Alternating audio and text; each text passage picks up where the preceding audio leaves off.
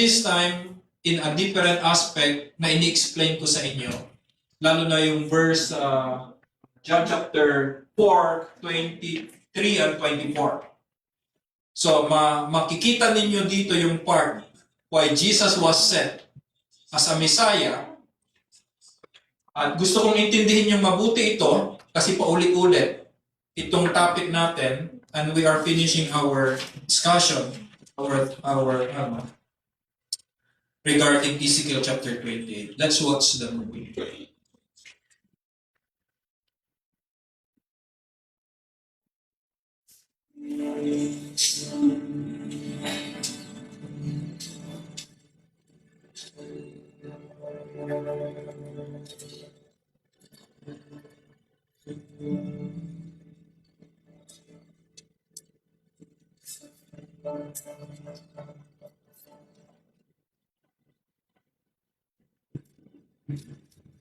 Here, drink.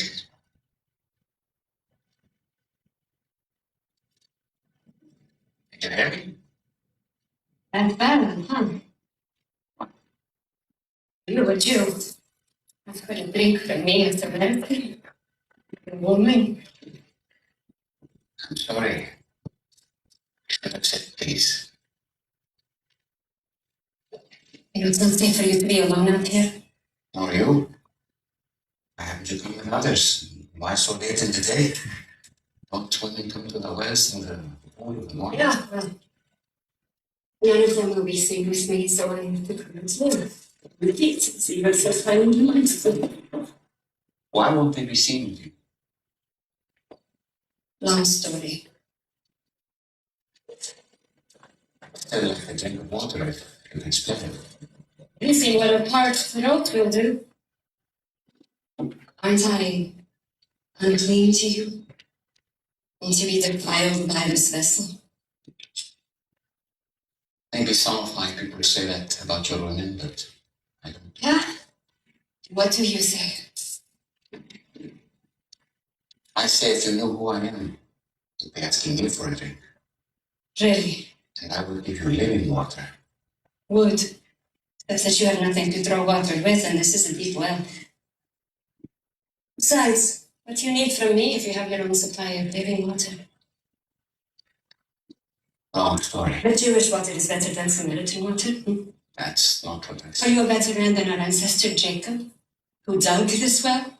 Your water is better than his? I know Jacob. And everyone who drinks this water will thirst again. But whoever drinks the water that I give him will never be thirsty again. That'd be nice. The water I give will become in a person a spring of water welling up to eternal life. Really?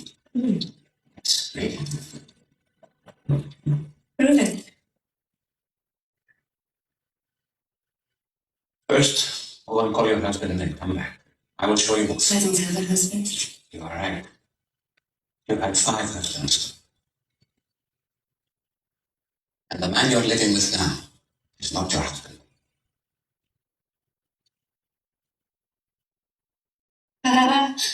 I think you're a prophet. You're here to preach at me. Usually the one good thing about coming here alone is I can escape being condemned. I'm not here to condemn you. I've made mistakes. Too many. But it's men like you who have made it impossible for me to do anything about it. Our ancestors worshipped on this mountain. But you Jews insist Jerusalem is the only place for true worship. They say that because the temple is there. Exactly where we're not allowed. And you to break those barriers. And the time is coming when neither on this mountain nor in Jerusalem will you worship the Father.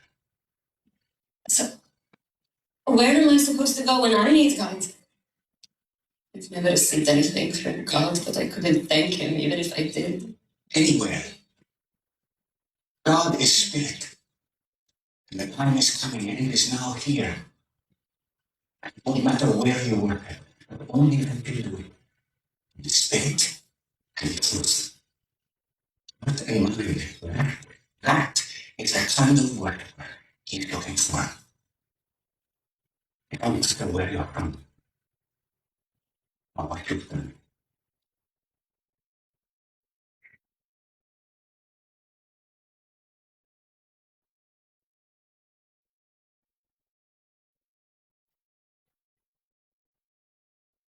They will be on my name. Until the Messiah comes and explains everything and sorts this mess out, including me. I don't trust in anyone. You're wrong. I say that you've never received anything from God. This Messiah you speak of, I am He. The first one was named Rabbi. You were a woman of purity. I was excited to be married. He wasn't a good man. He hurt you. It made you question marriage and even the practice of your faith. The happened was first on your wedding night. His singing snapped like oranges. This day, every time you pass by the oranges in the market, you feel guilty for leaving him because he was the only truly godly man you've been with. And you're not unworthy. Why are you doing this? I have not revealed myself to the public as Messiah. You are the first. It would be good if you believed me.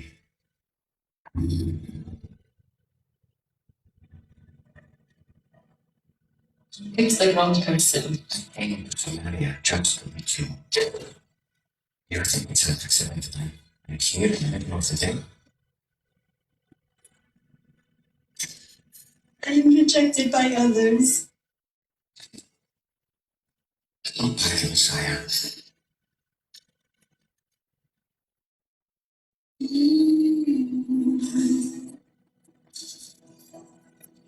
I do know these things because you are the Christ.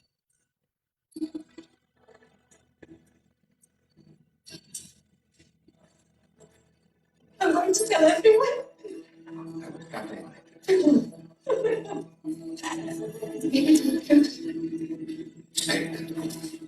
It won't be all about mountains or temples. Just the heart. You promise. Richard, Sophie, I'm thinking I'm done. You touched me with Christ.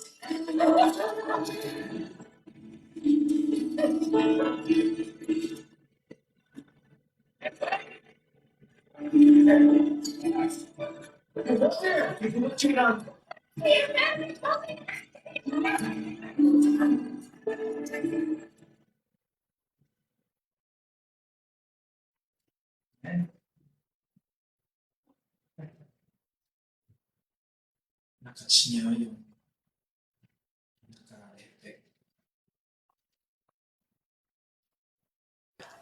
Most of the time, pag naririnig ko yung explanation nila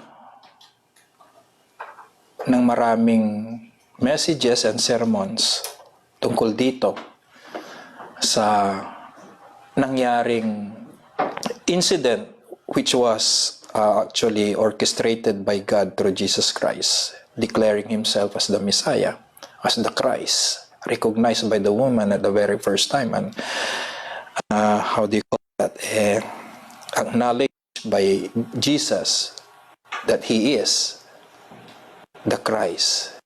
Dito lang sinabi sa babae, isang Samaritan woman, because they worship in the mountain, but the Jews worship in the temple.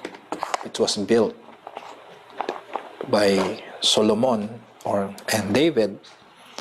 It was given to Moses to build the tabernacle of God, and it became a temple. So you can, and eventually the temple, actually through the Ark of the Covenant, the glory, Shekinah of God, the presence of God dwells in that ark.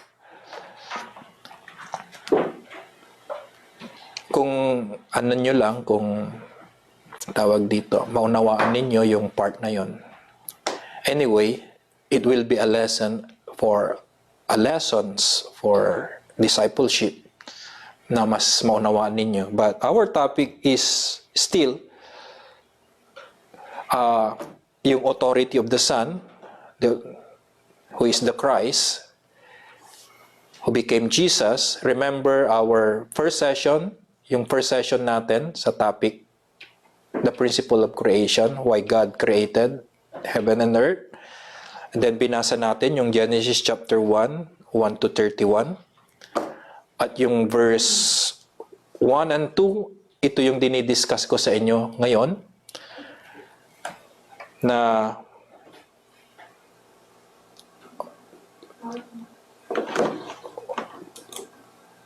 wala, ayaw.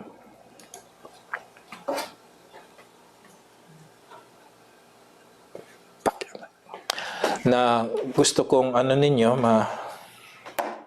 makita natin sa katapusan ng ating session, verse Ezekiel chapter 28, no? So napakahalaga, open your Bible with me. Let's read again Ezekiel chapter 28. Actually, in the book of Ezekiel chapter 28, there was also a part of book of Isaiah chapter 14. Sa Ezekiel chapter 28, behind a king, the king of Tyre is a demon, the prince of the demon, which is Satan. But in Isaiah, the king of Babylon was behind him, is also Satan. In chapter 14, verse 11 to 15. If you will read that. At makikita nyo dito yung kung bakit nahulog sa kasalanan anong iniquity, anong kasalanan ang ginawa ni Lucifer na tinatawag na iniquity, na siyang nakita ng Diyos sa kanyang puso. At ito ay tawag dito, dahilan kung bakit siya ma-dislocate or matanggal sa kanyang position. Anyway, let's read Ezekiel chapter 28 again to finish and wrap up. So, hindi ko na i-wrap or i-recap yung mga nakaraan. Nasa verse na tayo, 17, 18, 19 actually. Diniscuss na natin yung 16, Ezekiel chapter 28 verse 16 hanggang 16 na discuss na natin yon. Ang natitira na lang ay 17, 18 and 19. Basahin natin muli Ezekiel chapter 28. Moreover, verse 11, the word of the Lord came to me saying, Son of man, take up your lamentation for the king of Tyre, and say to him, Thus says God, you are the seal of perfection, full of wisdom, perfect in beauty. You were in the Eden. Remember Eden? Eden is the presence of God. Okay? The garden of God. So, remember, Adam was not the first person in Eden, but the angels, especially Lucifer. So before God created or made and created men, there were angels that were created, and something happened. That's why inilabas ka ng Diyos mula sa kanyang puso. And I will explain that in verse 19. 18 and 19. Makikita natin sa verse 18 and 19 bakit ang Diyos lumikha ng tao. Okay? Parang napapasel kayo. Isa sa pinaka na dapat nating makita din. That's why magpapasalamat ka sa Diyos dahil ipinanganak ka niya. Hindi ka lang niya nilikha, ipinanganak ka niya. Verse 13, you were in the Eden, the garden of God. Every precious stone was your covering. The sardius, topaz, and diamond, beryl, onyx, and jasper, sapphire, turquoise, emerald, with gold.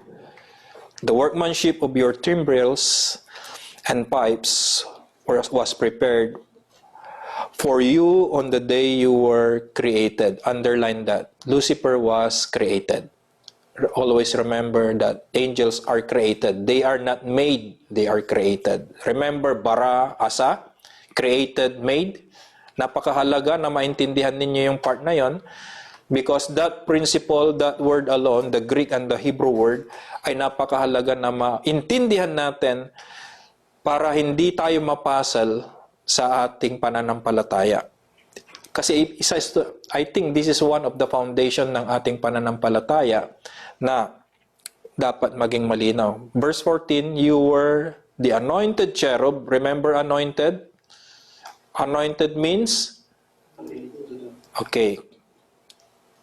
You were anointed cherub, angels, archangels, who covers. Remember cover? Okay, protector. So you are a cherub who protects the glory of God. He is an angel protecting the glory of God. I establish you. You are in the holy mountain of God. Mountain means you belong to the.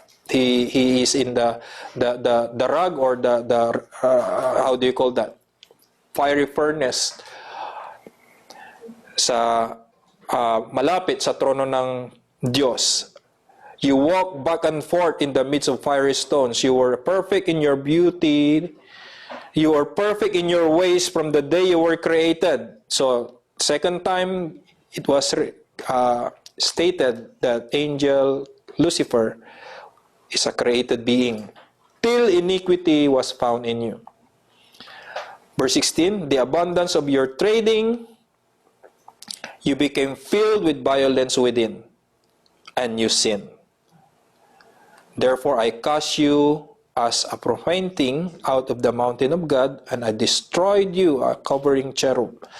So, he's no longer protecting. He has, how do you call that? Yung kanyang responsibility to protect. The glory of God was taken out sa kanya, yung kanyang trabaho.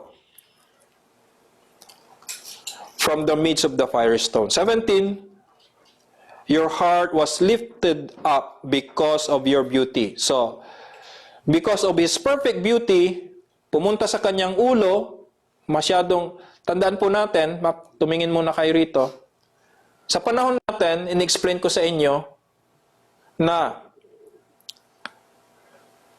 yung beauty depends upon the eyes of the beholder. Diba? Yun yung alam natin. Nakadepende yan kung sino yung nagsasabing maganda. Pwedeng maganda sa'yo, hindi maganda sa akin. Depende yan na sa mata ng beholder. Pero sa panahon ng creation of the angels knows kung anong klaseng beauty meron sila. Okay? Kaya nung time na yon, dahil sila, alam nila kung anong klaseng angel sila, at hindi tawag dito yung critic, yung pag-critic, alam niyo, pagbigay ng comments, ay hindi nanggagaling sa ibang angel para sabihin siya ay beautiful or perfect. Sa panahon natin, ganun yun, di ba? Ang magsasabi yung iba para malaman natin kung maganda nga tayo or hindi tayo maganda. Tama? Pero nung create ang mga angels, alam kaagad nila kung anong klaseng angel sila. That's why, dahil ito ay perfect in beauty, full of wisdom, alam na alam niya yon kung sino siya at that time. Pero tinanggal ng Diyos yon sa kanya. Binago ng Diyos yon. Tandaan ninyo, binago ng Diyos yon nung likhain kanya. Hindi na ganong aspeto yung principle na ikaw ang nakakaalam kung gaano ka kaganda. Ang magsasabi na maganda ka, ibang tao. Ang magsasabi na mabuti ka, ibang tao. Hindi yung sarili mo. Hindi mo, anong tawag doon? Hindi mo bubuhatin ang sarili mong bangko. Naintindihan natin? So, nung time the angels were created, binubuhat nila yung sarili nila. Dahil totoo, walang kasinungalingan. Magaganda sila. Okay? Pero nung panahon na natin, iniba ng Diyos ang lahat. Nung likhain niya ang tao. Okay? Your heart was lifted up because of your beauty. Dahil dito, dahil alam niya kung gaano siya kaganda.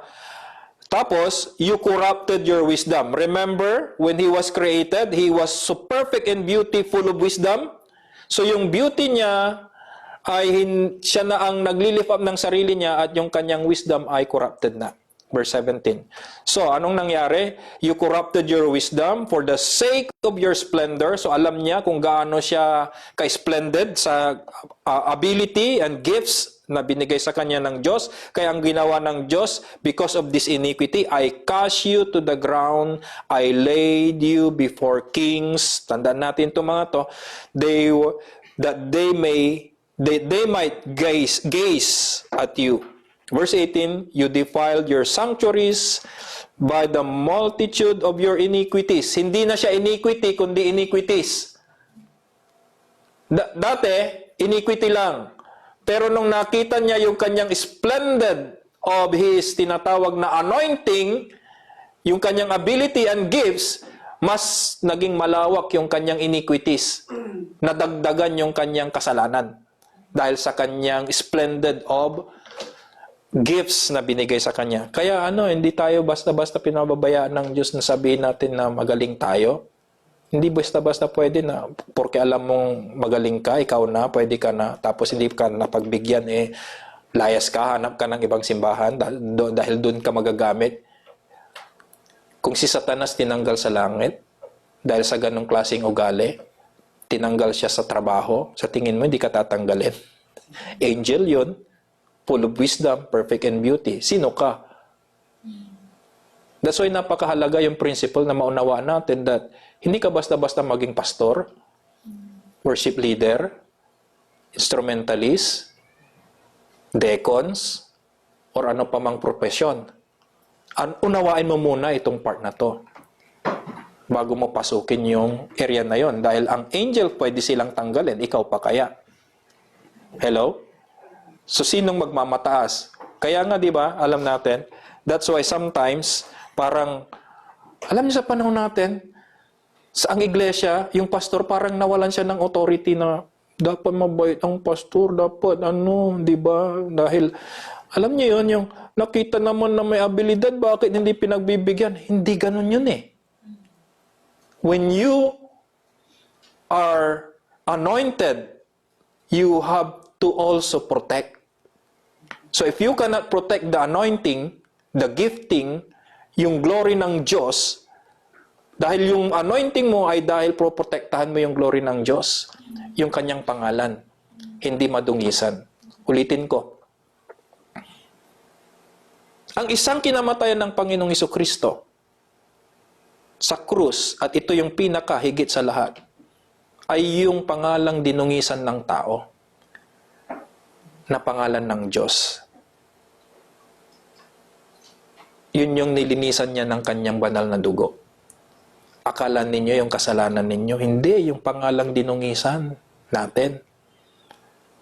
Yung pangalan mo nakaukit sa puso mo. Pangalan ng Diyos nakaukit sa puso mo.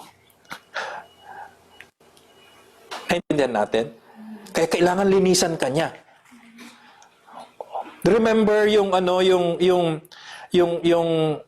may example na ako sa inyo eh. Lahat ng production, katulad ng mga sasakyan, di ba? Yung mga sasakyan, yung cellphone ninyo, bago ilagay yung pangalan, kailangang sisiguraduhin muna na hindi siya defective. Dahil pag defective siya, tapos nilagay mo yung pangalan ng cellphone, kung sino yung maker, factory, or name ng gumawa, masisira ang pangalan dahil defective yung produkto. Naintindihan? So, bago ilagay yung pangalan, sisiguraduhin qualified, quality, yung at walang problema, hindi defective yung produkto. Ganun din, nung create tayo as a product of God, we came from the heart of God, nung produce tayo ng Diyos, kasama yung kanyang pangalan. Sinigurado niya muna na perfect tayo, bago niya ilagay yung kanyang pangalan. Ang tawag doon, image. So when God created us, after He created us, He put His image. So ang nasira sa atin ay yung image. Nagets natin? Napakahalaga yon because your name is your image. Naintindihan natin? Napakahalaga nun. So, dahil sa bagay na ito na ginawa ni Lucifer, ayun, verse 18, you defiled your sanctuary by the multitude of your iniquities, by the iniquity of your trading, therefore I brought you from your midst, I devoured you, and I turn you to ashes upon the earth in the sight of all who saw you. Verse 19, and all who knew you among the peoples are astonished at you, and you have become a horror and shall be no more forever. Okay? So, na lang natin, no? Huwag niyong kalilimutan yung movie. Hello? Hello po. Huwag ninyo pong kalilimutan yung panood ninyong movie kanina. Gusto niyo ulitin natin? Yung movie? Kasi pag nakalimutan nyo yung movie, hindi nyo maintindihan yung explanation. Napakahalaga na yung movie, ang akala ng babae, ang aayusin ng Messiah pag dumasting siya dito ay yung kanyang personal na problema sa pagkakaroon ng 5 asawa. At hindi siya naging masaya. At ayaw niya yung last na kanyang asawa ay hindi rin sila for good. Hindi sila in good terms. Hello? Sa kanyang pang-5 asawa. Nagets natin? At ang isang problema nila ay yung barrier between Samaritan and Jews. Yung tungkol sa, sila ay lahi pa rin sila ni Jacob. Pero, nagkakaroon sila ng tinatawag na barrier tungkol sa pagsamba. Dahil sumasamba kayo sa templo, sabi ng babae, kami, sumasamba kami sa bundok. So nagkakaroon ng barrier yung kanilang akala ng Samaritan woman, yung mga ganong klaseng problema, bukod doon yung colonialism sa panahon nila ng tinatawag na oppression ng tinatawag na Roman Empire, ang isang masaklap na nararanasan nila. So mayroon na silang cultural, religious problem. Aside doon ay mayroon pa silang tinatawag na colonialism na nararanasang oppression sa kamay ng gobyerno ng Roman Empire. At mayroon pa rin silang tinatawag na problema sa ibang lahi. Kasi doon, sa panahon po doon ay hindi po yun bansa. Ang tinatawag na Juda or iba pang part ng ng tinatawag na Israel ay tinatawag na probinsya. Kunyari dito probinsya. Mayroong lahi dito. Kunyari ito ay lahi ng anak ni Juda. So lahat ng nandito na nakatira dito ay yung anak ni Jacob na si Juda. Ang mga nakatira dito sa Aichiken, kunyari Aichiken ay mga Judean. Kaya ang tawag sa kanila, Juda. Pagdating sa kabilang Ken, kunyari, Miken, iba naman, Benjamin, to ka, Reuben, to ka. Ang tawag doon ay province. Sa panahon ng Israel. So mayroong tinatawag na Northern Kingdom at Southern Kingdom. Bago ma-divide yun, kumpleto pa sila, yung 12 tribes of Israel. Ang panahon na yun. Di ba pinag-aralan natin dito yon? Naalala nyo yon? Na ang Israel ngayon na sinatawag nilang Israel ngayon ay isang probinsya na lang. Ito ay Juda. At sinabi ko rin sa inyo na sinabi ng prophecy na ang pangalan ni Juda kailanman hindi mabubura. Kaya hanggang ngayon yung Juda, yung mga Hudyo, ay hindi nabura yung kanilang pangalan. Dahil sa pangako ng asawa ni Jacob na kapag nakapanganak siya, ay ibabalik niya sa Diyos ang bata. At yung bata, ang pangalan ay Juda. At ito ay binalik ng, sino ba? Si Rachel ba? Or si Leah? Ha? Si Leah? Anak ni Leah, si Juda? Nakalimutan ko, akala ko si Rachel eh. Leah pa. Anyway, anak ni Leah, si Juda. At ibinalik ni Leah yung kanyang anak na si Juda at tinupad ng Diyos yung kanyang pangako na hindi mabubura ang pangalan ng lahi ni Juda. na hanggang ngayon, yung ginigera ngayon. Naintindihan niyo po yun? Napakahalaga po nun. Anyway, ang akala ng babae ay yun ang ayusin ng Misaya pag dumating siya. Pero hindi pala yun. May mas worse na problem ang buong sanlibutan at ito yung pinag-uusapan natin, yung Ezekiel chapter 28. At sabi ng Panginoong Hesus sa kanya sa verse 24 ng chapter 4, 23 and 24, darating yung time, at ito na nga yung time, anong time yon? Nung dumating ang Misaya. Pagmula nung dumating ang Misaya hanggang ngayon, nabago na ang pagsamba. At ngayon na nga, sabi niya, pag dumating siya, at ngayon na nga, magkakaroon ng pagbabago ng pagsamba, hindi na sa bundok sasambahin at hindi na sa templo. Naintindihan natin? Kaya hindi na kayo sumasamba sa bundok at templo. Ngayon, nung dumating ang Panginoong Hesus, pag dumating yung... Kaya ang sabi niya, ikaw nga ba talaga ang Kristo? Narinig niyo yung part na yon? At inamin ng Panginoong Hesukristo sa babae na siya nga yung Kristo. Siya nga yung Mesaya. Ibig sabihin, bakit niya nasabi na siya yung Mesaya? Kasi sinabi ng babae na kapag dumating ang anak ng Diyos, ang tunay na Mesaya, ang tunay na Kristo, aayusin niya ang lahat ng bagay. Ang thinking ng tao, lahat ng kanyang problema. Nung dumating si Jesus Christ, hindi lang, maliit lang yung problema ng tao. Ang problema natin, problema ninyo talaga, ay yung nangyari kay Lucifer nung nililikha niya ang sanlibutan. Yun yung talagang naging problema. Hello?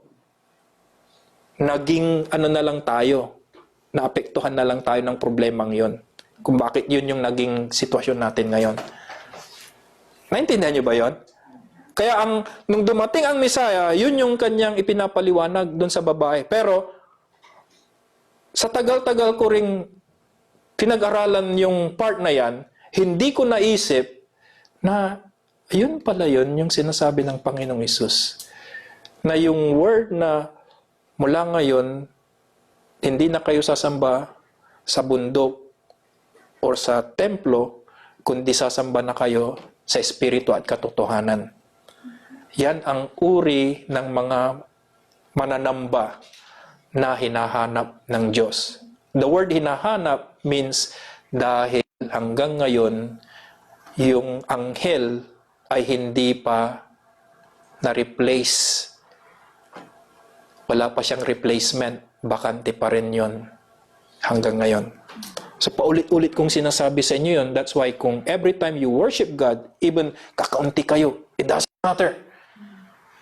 Alam niyo kung bakit? If you will read the Bible, God created night and day. And He called the day and night, ano ba yun? Day and light and darkness, day and night. On the other side, there's a light, and on the other side, there's a night. Ibig sabihin, yung light and darkness, pinaghiwalay niya. Alam niyo bakit? Anong dahilan? Para hindi magkaroon ng bakante sa pagsamba. Natutulog kayo sa kabilang side ng mundo, may sumasamba. Yun yung dahilan why God created two sides sa mundo. Hello? So habang tayo ay kung nagsasamba, namamahinga naman yung kabilang part ng sanlibutan dahil tayo yung naging hinihintay ng Diyos na replacement. Habang wala pa tayo sa time na yon na tayo ay makasama natin ang Diyos forever in heavenly realms, maninirahan muna tayo sa mundo na mayroong night and day at walang bakante na mangyayari sa pagsamba. Naunawaan niyo yun? So do not think na nilikha ng Diyos ang bituin at buwan para may ilaw lamang sa gabi at tinawag niya itong gabi, and on the other side mayroong tinatawag na araw. Hindi lang yun.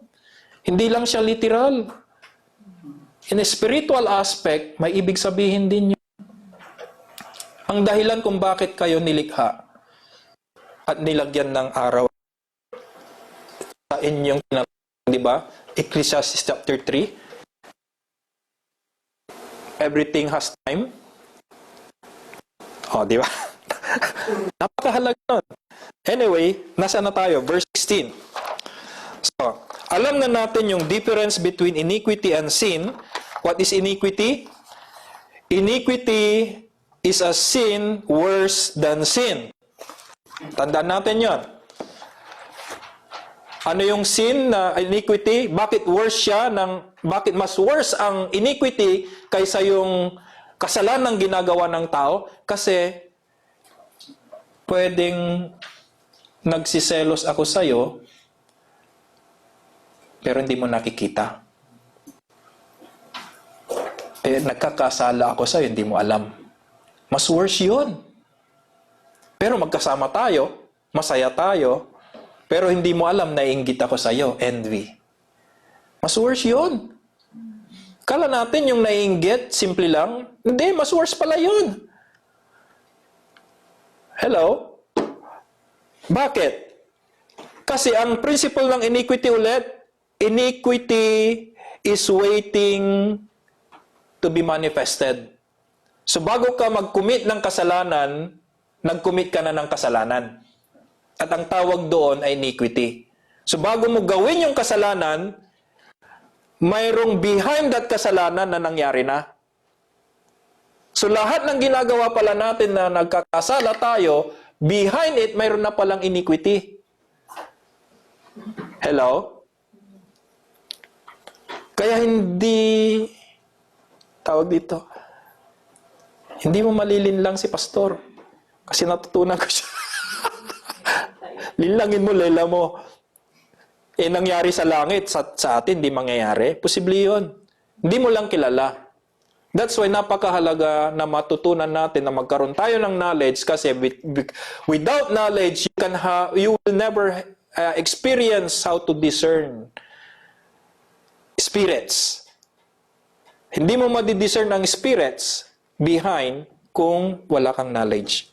So yun po yun. Iniquity will eventually manifest itself. Meaning every sin that you commit, you have already committed before you commit it. Why? Because iniquity is waiting for opportunity. Naghihintay lamang siya ng opportunity. Okay? Para lumabas. Naintindihan? Kaya lahat ng gumagawa ng anumang kasalanan, rebellion, transgression, is just waiting for opportunity. Naghihintay lang sila na pag dumating na yun, ito na yung time. Yung mga nagsasabi, ito na yung time. Sabihin ko na. So, ibig sabihin, mayroon ka ng iniquity before the time that you will say it. Mayroon ka na palang ginagawang kasalanan. Hello? Kaya mahirap na, alam nyo ba, ito pang isang masaklap. Alam nyo ba na mahirap maging knowledgeable? Maraming alam. Dahil ang mga maraming alam or marunong, sila yung napakakawawang tao. Alam nyo ba yun na hindi sila masaya? Tumingin kayo lahat. Hindi ako masaya. Kapag marami kang alam, hindi ka masaya. Hindi ibig sabihin, nainggit kayo dahil, grabe no, si pastor, dami niyang alam no. Pero mas nainggit ako sa, hindi naman inggit sa nainggit niyo, alam niyo, iniquity na inggit. Pero yung, ibig ko sabihin, alam niyo ba yung walang alam, mas masaya? Yung mga bata, wala pa silang alam. Pero masaya yung buhay nila. Mas maging ganon na wala kang problema. Pero the more na mas marunong ka, the more na mas malala ang problema mo. Anyway, verse 16, na tayo, no? The abundance of your trading, you became filled with violence within. By the abundance of your trading means that Satan, that Lucifer had a great influence and respect of all angels, and because of that reverence and respect, it went to his head. Naging naging mapagmataas siya. So, anong nangyari sa kanya? Nakasulat dito, you became filled with violence within. Ibig sabihin, naging violente siya, you decided to violate your position. Ang ibig sabihin ng violence is simply violating the law of your position. Ibig sabihin, binigyan ka ng position mo. Ganito ang dapat mong gawin. Ganito lang yung dapat. Ito yung rules. Ito yung accountability mo. So, yung principle. So, wag kang lalampas dito. Wag kang susubra. Wag kang kukulang. Hello? So, pag nagawa mong lumampas at nagkulang, ang tawag doon violence. Yun yung nangyari kay Lucifer. So, nagkaroon siya ng violence sa kanyang position, kaya ang naging nangyari sa kanya ay hindi niya ma-handle yung kanyang tinatawag na splendor of how do you call that? Yung the ability na meron siya and gifts, at yung reverence and respect ng mga anghel sa kanya. Kaya magbabasahin niyo yung Isaiah chapter 14, ang sabi niya, I will. Kasi parang ang sarap. Alam niyo ba yung pag pinupuri ka, napaplattered ka? Ano ba yung Tagalog ng mapaplattered? Pag lagi kang pinupuri, alam mo yun, parang, di ba, parang ang gaan-gaan ng loob mo dahil may nakakakita sa'yo na sinasabing ganito ka na hindi nyo ba alam na napaka-dangerous yung part na yon pag pinupuri ka lagi? Hello? Kaya napakahalaga, di ba? Nakita ko sa inyo yung part ng saan ba yun? Ito, 82, Psalms 82.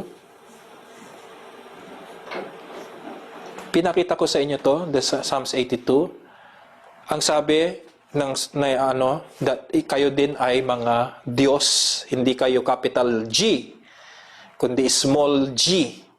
Because you are created in the image of God. You have that nature of God. Kaya ang tawag sa inyo, hindi nyo ba alam na kayo ay mga Diyos dahil nanonood kayo ng myth and mythology, di ba? Ang tawag sa kanila demigods. Alam niyo yung word na ginagamit sa pelikula, yung demigods. Parang ganun. Anak ng mga gods, ng mga mythology. Ang tawag sa kanila, half man, half god. Demigod ang tawag. Hello? Ginagaya lang nila yung nakasulat sa Bible. Because actually, you are demigod. You came from God. You have the nature of God. You have the image and likeness of God. That's why you are called children. Hello? Parang ang hirap niyong tanggapin na kayo ay Diyos, pero hindi kayong capital G na Diyos. Alam niyo kung bakit? Kasi pwede mong sabihin sa mountain na matapon ka. Ang sabi nila, dahil sa pananampalataya, which is true. Dahil ang pananampalataya ay salita ng Diyos na meron ka. Ibig sabihin, salita ng Ama. So, sinabi ng Ama na pwede mong gawin ito dahil ikaw ay anak ng iyong Ama. So, ikaw ay may nature ng iyong Ama, kaya pwede mong gamitin yung salita ng iyong Ama na mayroong authority sa bundok na pwede kang matapon sa dagat. Hello? Pwede mong sabihin sa may sakit na gumaling ka. Saka na lang natin pag-usapan. Parang ang hirap ninyong nahirapan kayo. Kasi yung iba kasi, ginagamit nila yung tinatawag na miracle. Which actually, it's not about miracle. It's about you, yung authority na mayroon ka, kung sino ka. When the Holy Spirit comes to you, it comes back in your nature that you are children of God. Meaning, if you are children of God, don't you not know that you are God's and all are children of the Most High? Hello? It's in the Bible. Kung ayaw niyong maniwala that you are God and children of the Most High, bakit ka nag-born again? Kaya ka nag-born again, kaya ka naging children of God, ang tawag sa iyo ngayon ng Book of Psalms, Diyos, mga Diyos. May authority. So, kailangan alam mo kung saan ka nakaposisyon. Pero huwag kang maging si Lucifer. Dahil kung alam mo kung ano yung posisyon mo, katulad ni Lucifer, napunta sa kanyang ulo, nagmayabang. Ngayon, dahil alam mo, nung na-born again ka, so hindi ka nawawala na yung pagiging religious mo ngayon. Nakikita mo na yung posisyon mo. Pero may tendency, may kumakatok dyan. Si Lucifer, sinasabi niyo, oh, di ba God's come? Di ba pwede? O, di ba? Tandaan ninyo, kung si Lucifer naging corrupt, kasi yung corruption ng kanyang wisdom ay ginagamit niya to destroy your knowledge. Kinukurap niya, pinupulyot niya, para yung inyong kaisipan ay mapulyot at hindi kayo maniwala. Pero ang sabi, pag sumobra ka, like Lucifer, ito ang warning, verse 7. Pwede ka ring mangyari bilang isang tao na anak ng Diyos na mahulog sa kasalanan katulad nung prinsipeng nahulog sa kasalanan na anghel. Hello? And fall like one. Sino yung one? Lucifer of the princess. So if you know you are children of the Most High and you are God's, you are God's. Lucifer is created being. He is not born. He is created. Pero pwedeng mangyari daw sa'yo. Hello? Hindi nyo pa nadaanan to? Anyway. Ayun. So, asa na ba tayo? Yun. Kaya napakahalaga na ingatan natin. Lalo na mga praise and worship leader, ingatan ninyo. Huwag kayo mapagmataas na marunong kayo, kaya ninyo. Kaya natin. Bakit? Verse 16, ang sabi niya, you sin. Nasaan na ba tayo? Verse 16, anong sabi niya? Nagkasala ka, therefore, I cast you out of the printing of the mountain of God. And I destroyed you, sabi ng Diyos, O covering cherub, from the midst of the fiery stone. Tinanggal po siya. I destroyed you. They were tormented all time because they were wrong, or they have no location, no place, no more place, or no more home. So they are tormented. Yung word na tormented is yung, alam niyo yun, yung wala ka na sa location ng iyong ng iyong position. Kaya natutorment ka. Kaya kung babasahin niyo yung Book of Job, asan na yung Book of Job? Hanapin natin Book of Job. Alam ko may dito Book of Job. Saan na? Ayan. 1:7 or Job chapter 2 verse 2. The same thing, ne? The Lord said to Satan, from where do you came? From where do you come? Saan ka nang galing? Sabi ng Diyos kay Satanas. Anong sabi ni Satanas? Then Satan answered the Lord and said, from roaming about on the earth and walking around on it. Sa ibang version, ang sabi niya, from sa King James Version, anong sabi niya sa Book of Job? Chapter 1, verse 7. Meron siyang sinabi na mas magandang banggitin. Chapter 1, verse 7, ang sabi niya, and the Lord said to Satan, from where do you come? So Satan answered, the Lord said, from going to and fro. Nanggaling ako doon. Papunta ako rito. Bakit? Kasi wala na, dahil tinanggal siya sa kanyang position, wala na siyang location. NPA siya, no permanent address. Kaya naghahanap po siya ng matitirhan. Hello? Tumin kayong naghahanap ang mga demonyo, ang mga spirit, demon, ang evil spirit ng matitirhan kasi wala silang location. Kaya ang gusto nila i-possess yung katawan ng tao. I-possess ang lahat ng mga bagay. Kaya mayroon kayong tinatawag na aliens, hello? Pinuposes nila yung mga, alam niyo yun? Paano ka mapuposes? Number 1, minom ka ng alak. Open door yan. Darating yung time, mapuposes ka ng evil spirit. That's why sabi ng Bible, di ba? Be filled with the Spirit, not the spirit of wine.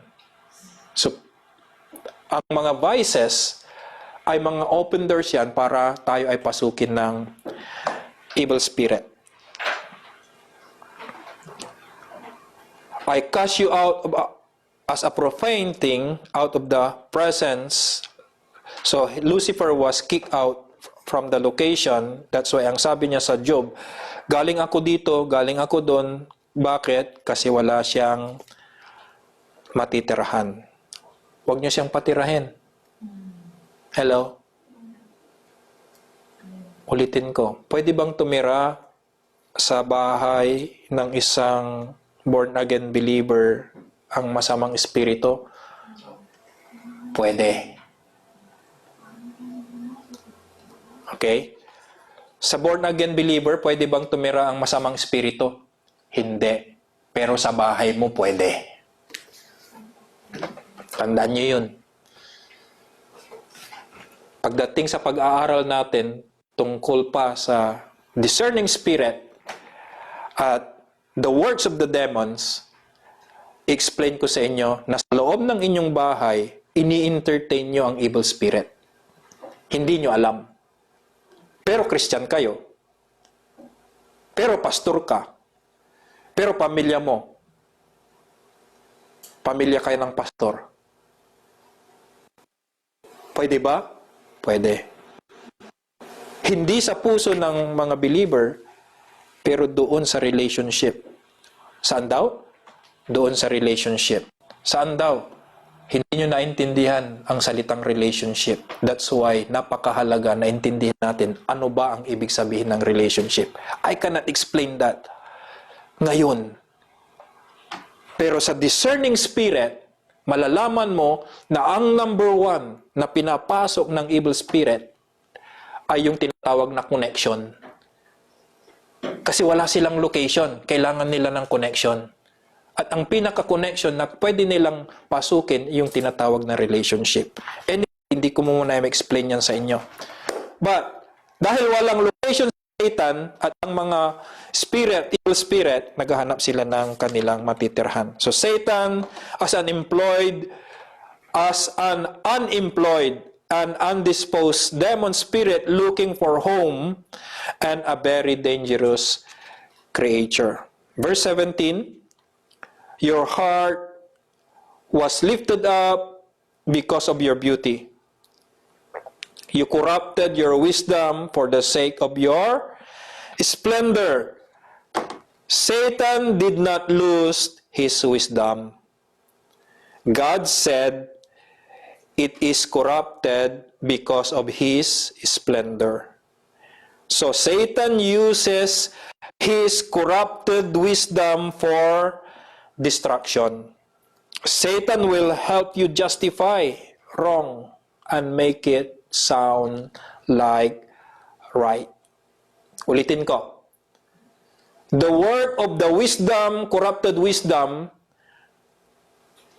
of Satan's number one strategy is doing good even though it is not right. Tumingin kayo mabuti. Maraming nagsasabi na mabuti naman yung intention ko mabuti naman yung ginawa ko. Ang tanong, matuwid ba? Ang principle para makaiwas ka sa corrupted wisdom, ang hanapin mo yung banal at matuwid sa mata ng Diyos. Hindi yung mabuti. Ulitin ko, malala yan sa loob ng iglesia. Malala yan sa loob ng pamilya. Dahil mabuti sa tingin mo, pero hindi matuwid. Iwasan mo. Corrupt wisdom yan. Ginagamit yan ni Satan for destruction. Destroying your relationship, destroying your family, destroying your children, destroying your finances, destroying your health. Hello? Destroying your friendship, destroying the church even. and even the country. By the time he's finished, we'll be enjoying sin because of lies. Hindi na natin alam kung ano ang kasinungalingan eh. Kasi ang nangyayari ganito, when you protect one good thing, even though it is not righteous, you will fight for it if you are deceived. Okay? So, napakalaking aspect ang deception kasi pag-deceive ka, hindi mo alam kung kasinungalingan o katuwiran o katotohanan ang meron ka. Ibig sabihin, paano mo malalaman kasinungalingan yung meron ka? Or katotohanan yung meron ka? Or kabanalan yung meron ka? Dapat meron kang Word of God. Yun yung standard. Hello? So do not think that if I use the name of God and I use the Holy Spirit, this is the will of God. This is the work of the Holy Spirit leading me. Hello? Without the standard of the Word of God, you are deceived. You are a liar, protecting another lie and another lie, and you deceive other. Alam niyo ba yung mga nadideceive?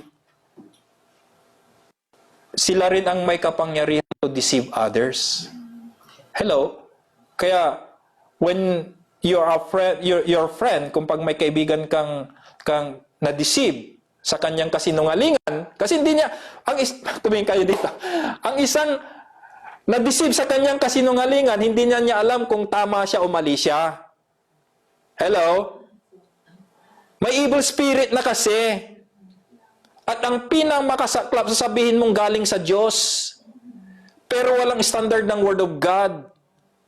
Tandaan mo, when you are trying to convince other, but you are creating confusion, it's a sin.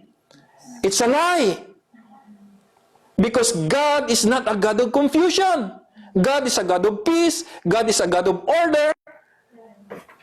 Hello? So if you are confusing other because you are already confused with your own lies because you are deceived,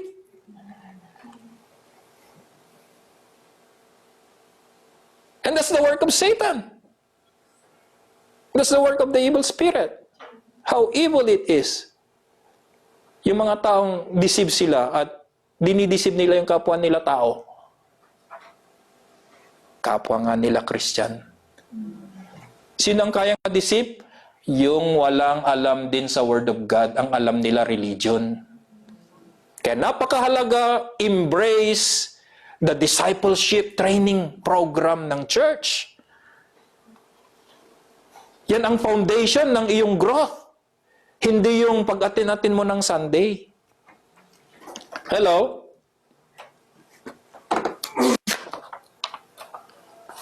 Anong sabi niya? Verse 17. Asan na tayo? Nabubulol na ako. Verse 17. Sabi niya, you're corrupted with your wisdom for the sake of your splendor. Na-deceive siya. I cast you to the ground. I laid you before kings. Tingnan niyo yung kings dito. Capital K or small k? Small k. So yung gods and kings are children of God. If you are a children of king, ang tawag sa inyo, prince and princesses. Anong ibig sabihin ng prince?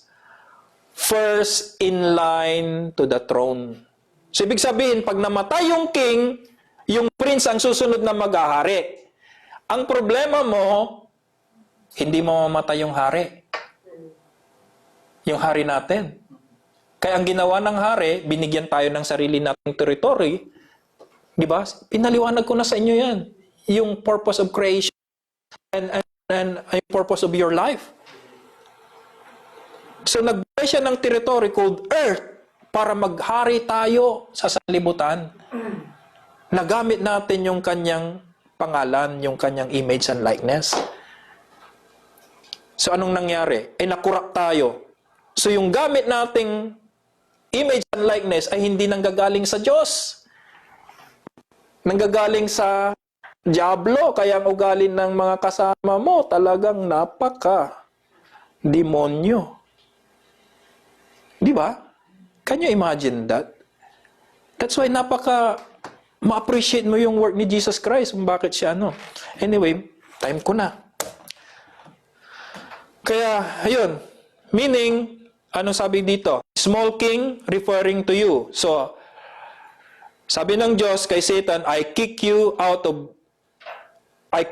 Satan, God said. And, anong sabi niya?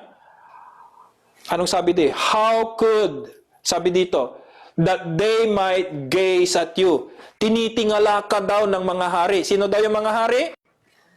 Yung mga anak ng Diyos. Yung mga anak ng Diyos lang. Sino yung mga anak ng Diyos? Yung ipinanganak muli sa Espiritu ng Diyos, yun lamang ang anak ng Diyos. Yun lamang ang tinatawag na gods. So kailangan kung gusto mong maging anak ng Diyos, ang sabi ng Bible, mag-born again ka. Be born again by believing in Jesus Christ. So magiging part ka ng tinatawag na mga hari. At ang sabi dito, tinitingala siya. Anong ibig sabihin ng tinitingala? Ang ibig sabihin po niyan, ng mga tumitingala sa kanya, tumitingin kay Satan, sabi nila, how could such a great, awesome, beautiful, fantastic, splendorous being is completely abased? Alam niyo yung completely abased? Grabe yung splendid mo, tapos yun yung tinatawag na abase, yung bigla kang nilagpak completely, parang walang nangyari. Kaya hindi ka dapat natatakot kay Satanas. Hello? Do not be afraid because, tumingin kayo ulit dito, because Satan was created being, but you are sons and daughter born in the image of the Father.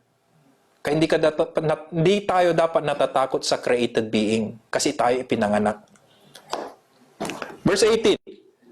Anong nakasulat sa verse 18? You defiled your sanctuaries by the multitude of your iniquities. Hello? You defiled your sanctuary by the multitude of your iniquities, meaning his brain, his mind got more corrupted until not just iniquity, but iniquities. Iniquities mean iba-ibang uri na ng kasalanan.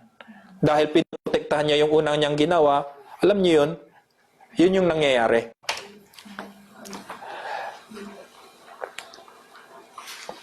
So I made you, sabi dito, therefore I brought you fire from your midst. Ibig sabihin ng midst is, mayroon yung NIV version. Maganda yung sinabi sa NIV version Sabi dito, therefore I brought you fire from your midst. It devoured you.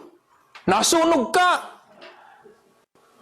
Sa NIV version, ang sabi niya, so I made a fire come out from you. Gumawa ang Diyos ng tinatawag na apoy mula sa puso ni Satanas na pinagmulan ng kanyang kasalanan at ang sabi dito, it devoured you, it consumes you. At ang sabi nung ikaw lang siya ay hindi lang siya nasunog, consume him. Ang sabi dito, you turn into ashes. Naging abo ka, Satanas. At nung naging abo si Satanas, ang sabi dito, in the sight of all who saw you, you fall to the earth. Nahulog ka sa sanlibutan. Kaya kung yung first part ng ating message, the purpose of creation, Genesis chapter 1, in the beginning, God created the heavens and the earth. Okay? Mayroong Genesis 1:1.5. Ibig sabihin, when God is creating, something happen while Satan is watching, at nakita ng Diyos, nung create niya, on that project time, si Satan mayroong ginawang iniquity. At nung nakita ng Diyos sa puso ni Satan na siya ay mayroong kasalanan at mga kasalanan, anong nangyari sa kanya? Sinunog siya ng Diyos bigla. Kaya nung sinunog siya ng Diyos bigla, habang ang Diyos kinikreate niya ang heavens and earth, naging abo siya. At ang sabi, nung naging abo siya, nung kinikreate niya ang sanlibutan, heavens and earth, when God created the heavens and the earth, saan dito? Satan, who is naging abo, nahulog siya doon sa nililikha ng Diyos na earth. Kaya nagkaroon ng darkness. Nagkaroon ng confusion. Nagkaroon ng void. Verse 2. Kaya mayroon akong sinabing 1 and a half. Doon sa gitna ng 1 and a half, may nangyari. At ang resulta, verse 2. Basahin natin. In the beginning, God created the heavens and the... So during that 1 and a half creation project, si Satan nakita ng Diyos sa kanyang puso na mayroon siyang iniquity na gusto niyang maging Diyos, habang ang Diyos busy siya na nagki-create, si Satan naman busy din siya na gustong maging Diyos din.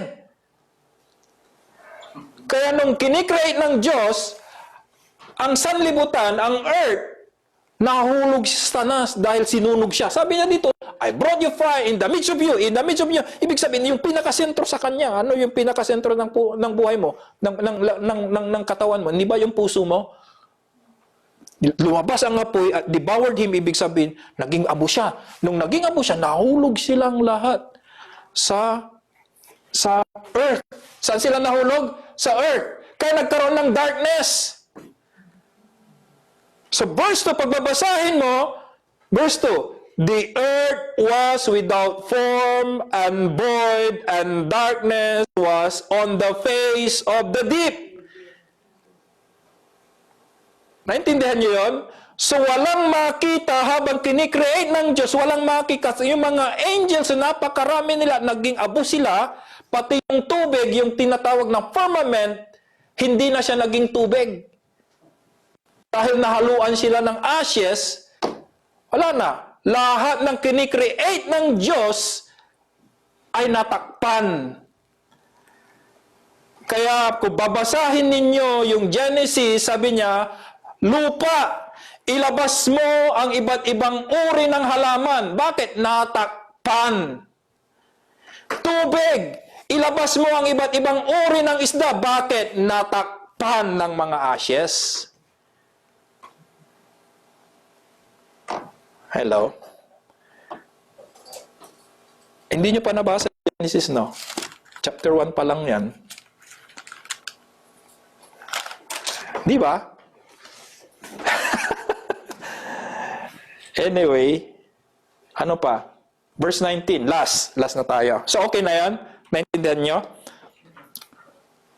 He infected everything when he hit the ground.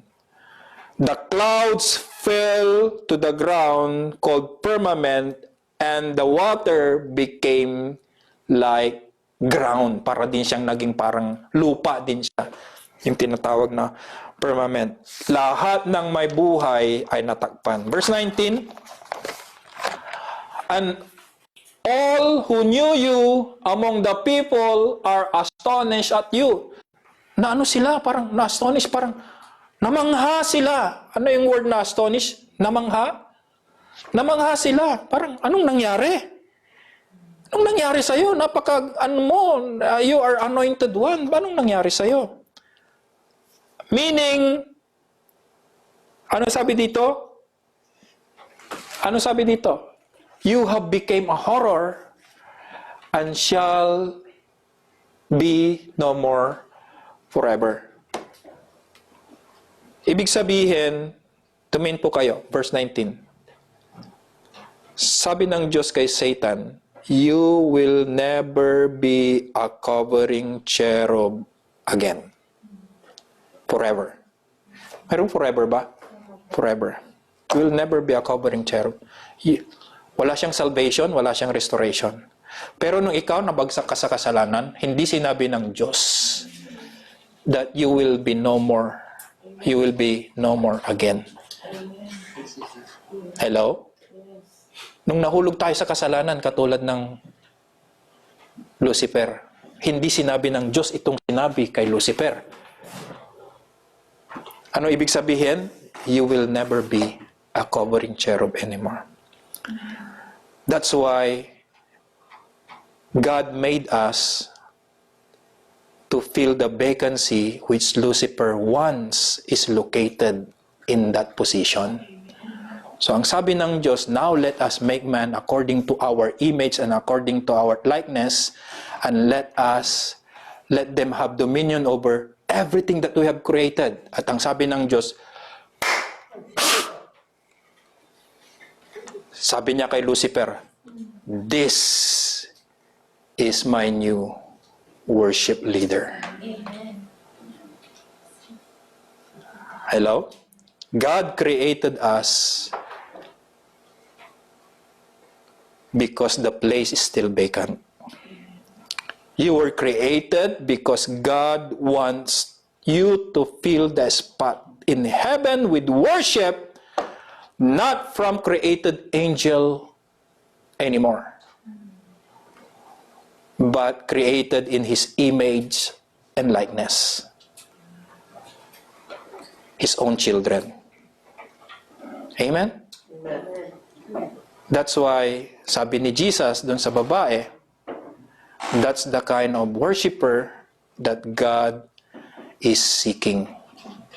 If you did not understand this, you will just being a religious person in every worship that you do.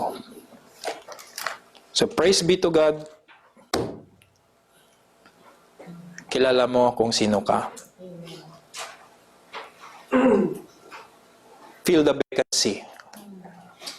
Ano yung fill the vacancy sa Tagalog?